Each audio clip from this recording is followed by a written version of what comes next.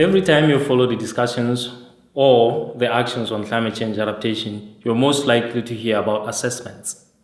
But what are really these assessments? Why are they so important?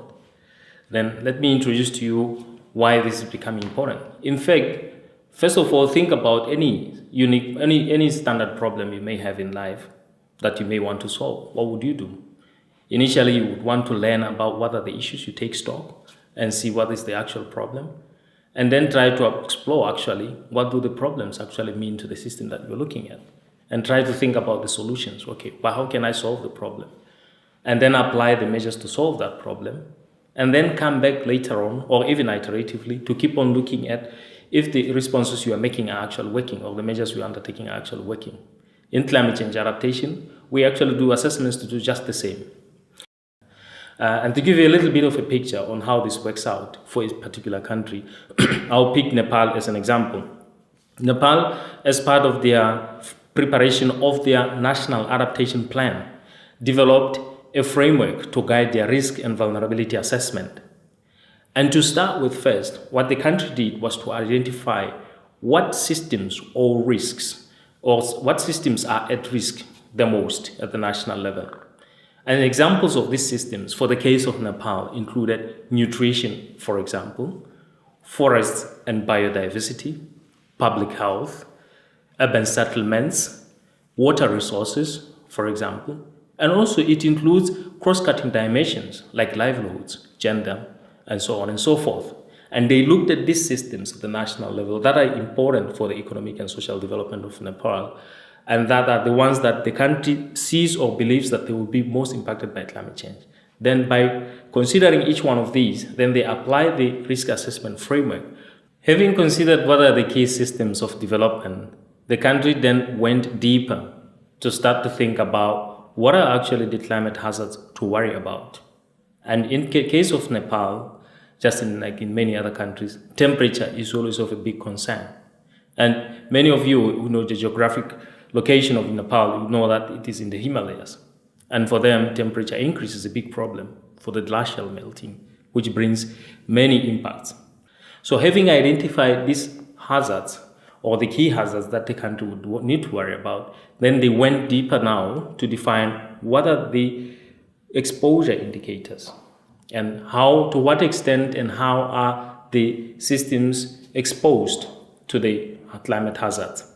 And I'll pick one example because this was done for all the key economic systems that I identified. Taking for nutrition, for example, they looked at the nutrition. What are the exposure indicators with regard to nutrition? They looked at the farming populations or the farmers. They looked at the laborers, for example, the people employed in farming activities in many ways, including people that are employed in the whole supply chain of the agriculture system. The agricultural land that is available for cropping and so on and so forth, the crops themselves and the livestock and all that, to what extent are they exposed to climate hazards? And the farm infrastructure and facilities, what type of infrastructure, how resilient is that infrastructure? They looked at these exposure indicators in the case of nutrition. And again, still on nutrition, they also looked at some of the vulnerability indicators. What makes their nutrition systems to be vulnerable to climate change? And some of the indicators include income distribution, because that pretty much determines how people may be able to survive in case of a disaster that is brought by climate or weather changes. To what extent is the society dependent on agriculture? And to what extent is the farm infrastructure in good shape, or is in existence to support the farming activities that the country has?